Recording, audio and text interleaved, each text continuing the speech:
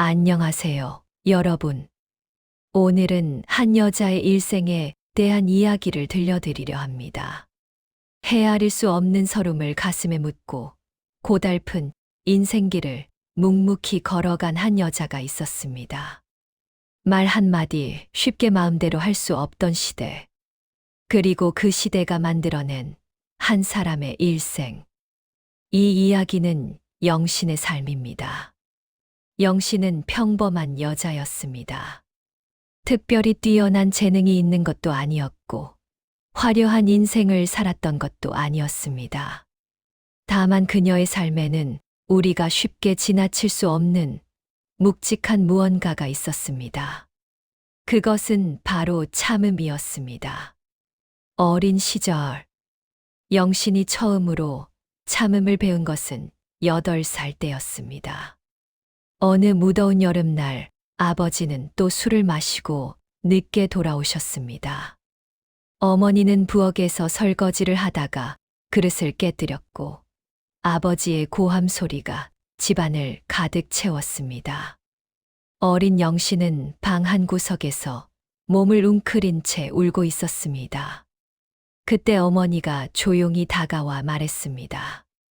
영신아, 울지 마라. 여자는 그냥 참는 거야. 영신은 눈물을 훔치며 물었습니다. 근데 왜요, 엄마? 왜 여자는 참아야 해요? 어머니는 한참을 말없이 영신을 바라보다가 대답했습니다. 원래 그런 거야. 세상은 여자를 안 지켜줘. 우리가 지켜야지, 우리 마음을.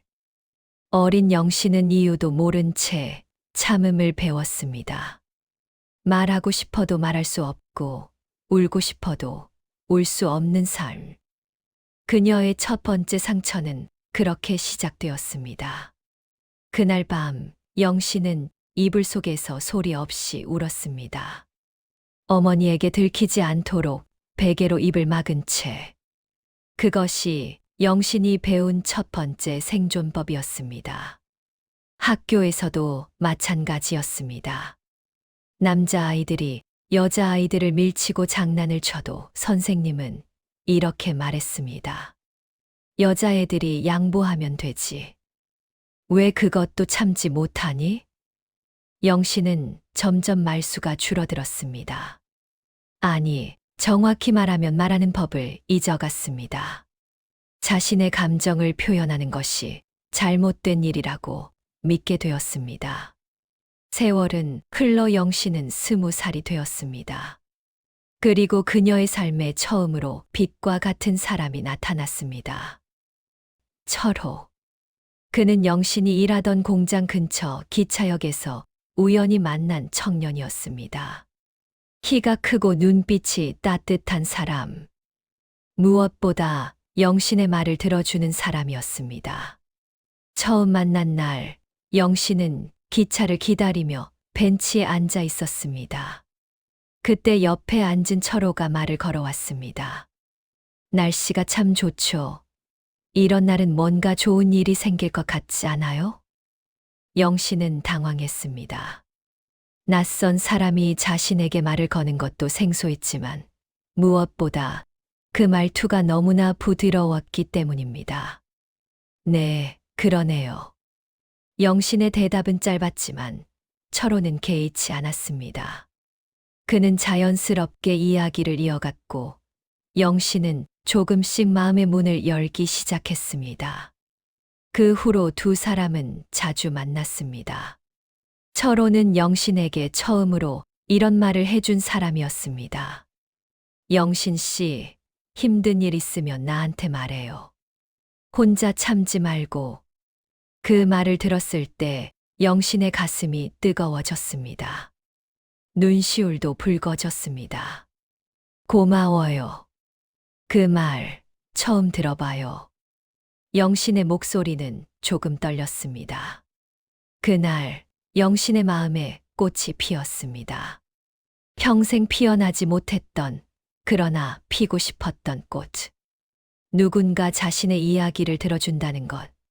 혼자 참지 않아도 된다는 것. 그것이 얼마나 큰 위로인지 영신은 그제야 알게 되었습니다. 두 사람은 주말마다 만나 산책을 했고 이야기를 나눴습니다.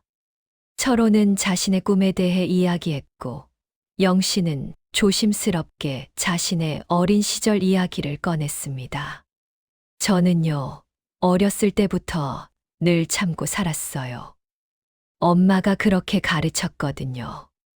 철호는 영신의 손을 잡았습니다. 이제는 참지 않아도 돼요. 나한테는 다 말해도 돼요. 영신은 처음으로 자신이 사랑받고 있다는 것을 느꼈습니다. 하지만 행복은 오래 가지 않았습니다. 철호와 사귄 지 1년이 지났을 무렵 그에게 지방 발령이 났습니다. 어느 비 내리는 저녁 철호는 영신을 만나 조심스럽게 말을 꺼냈습니다. 영신아, 회사에서 지방 발령 났어. 한동안 연락도 자유롭지 못할 거야. 영신은 가슴이 철렁 내려앉았습니다. 하지만 그녀는 익숙한 방식으로 대답했습니다. 괜찮아. 기다릴게. 난 잘 참아. 사랑 앞에서도 영신은 참는 법부터 떠올렸습니다. 말하고 싶었지만 말하지 않았습니다. 보고 싶을 거야. 외로울 거야. 자주 연락해줘 같은 말들을 꾹꾹 눌러 담았습니다. 철호는 떠났고 처음 몇 달은 편지가 자주 왔습니다. 하지만 점점 연락은 뜸해졌습니다. 요즘 일이 너무 바빠서 미안해. 나중에 자세히 얘기하자. 짧은 편지. 그리고 점점 길어지는 침묵. 영신은 매일 우체통을 확인했습니다. 편지가 오지 않는 날이면 밤새 잠을 이루지 못했습니다. 하지만 철호에게 보내는 답장에는 언제나 이렇게 적었습니다. 나 괜찮아. 걱정하지 마. 늘 괜찮아. 그러나 괜찮다는 말 뒤에 숨어 있던 것은 헤아릴 수 없는 서름이었습니다. 밤마다 영신은 베개를 적셨습니다. 어렸을 때처럼 소리 없이 아무도 모르게 참고 또 참으며 친구들이 물었습니다. 철호는 요즘 어때? 자주 연락해. 응, 잘 지내. 바쁜가 봐. 영신은 거짓말을 했습니다. 아니, 거짓말이라기보다는 스스로를 속이는 것이었습니다. 괜찮은 척, 행복한 척. 그게 여자가 해야 할 일이라고 배웠으니까요. 1년이 지나고 2년이 지났습니다. 철호의 연락은 점점 더 뜸해졌습니다. 하지만 영신은 기다렸습니다. 참고 기다렸습니다. 그리고 3년째 되던 해, 철호가 돌아왔습니다. 철호가 돌아왔을 때 영신은 너무나 기뻤습니다. 3년을 기다린 보람이 있다고 생각했습니다. 그리고 두 사람은 결혼했습니다. 결혼식 날 하얀 드레스를 입은 영신은 거울 앞에 서서 생각했습니다. 이제 행복해질 수 있겠지. 이제는 외롭지 않겠지. 하지만 결혼은 영신에게 행복 대신 더 큰 침묵을 가져왔습니다. 신혼 초에는 모든 것이 달콤했습니다. 함께 아침을 먹고 저녁에 함께 TV를 보고 주말이면 시장에 장을 보러 갔습니다. 영신은 행복했습니다. 하지만 시간이 지나면서 철호는 변하기 시작했습니다.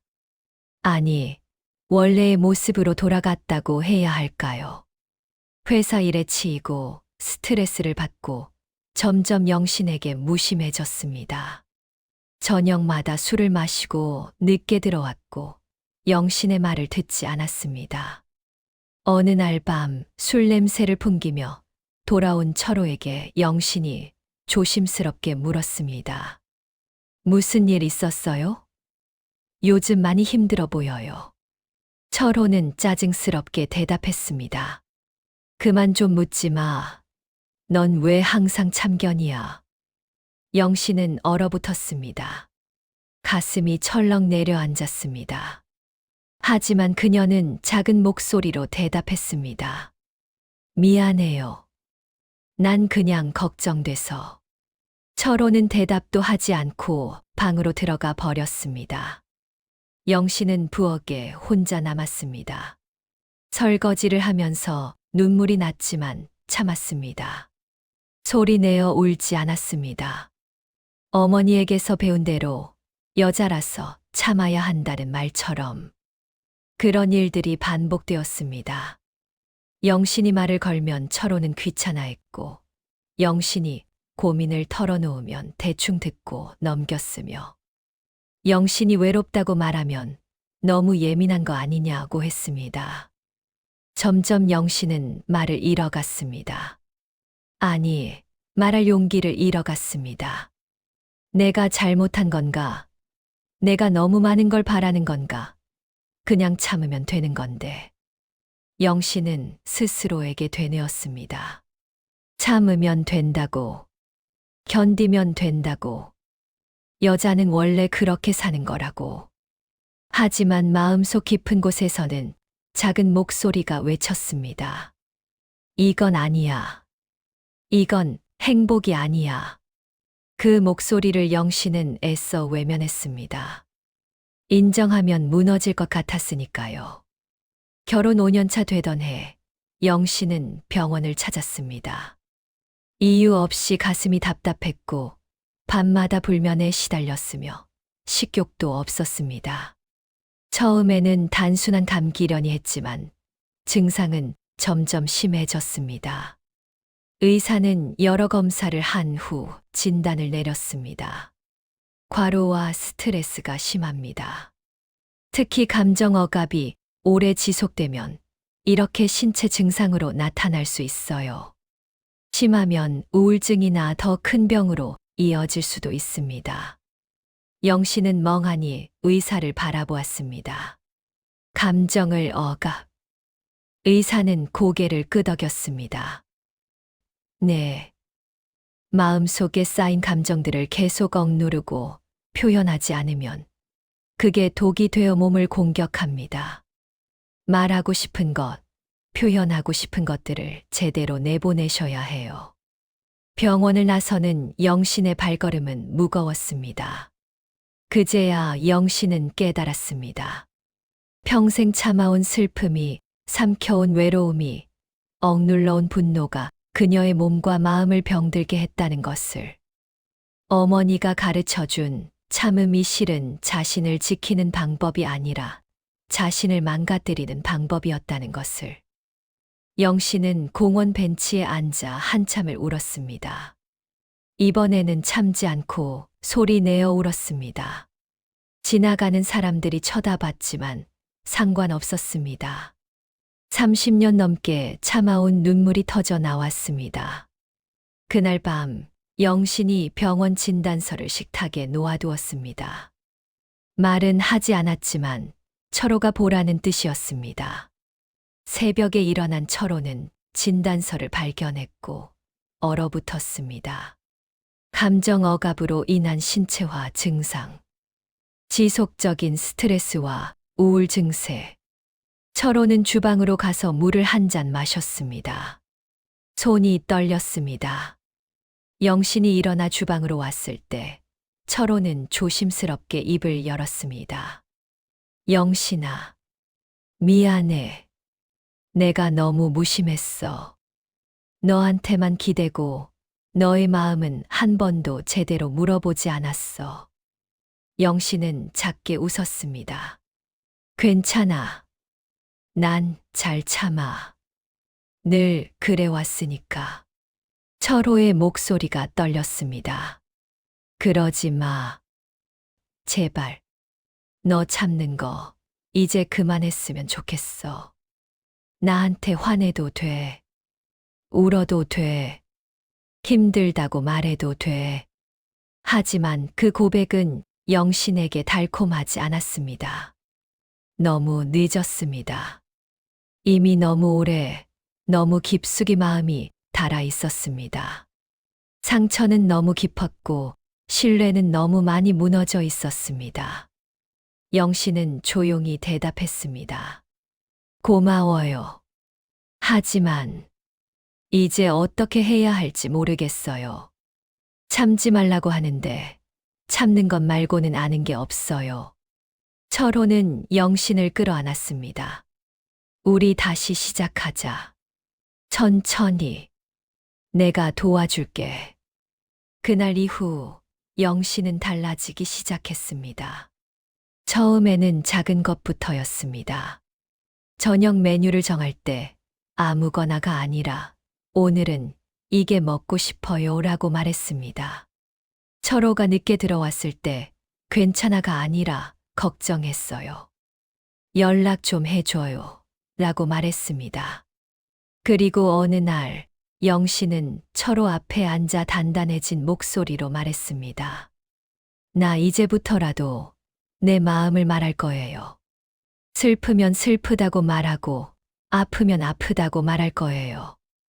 나도 사람이고 여자는 사람이니까요. 철호는 놀란 듯 영신을 바라보았습니다. 영신아, 정말 미안해. 우리 다시 시작할 수 있을까? 영신은 잠시 생각하다가 대답했습니다.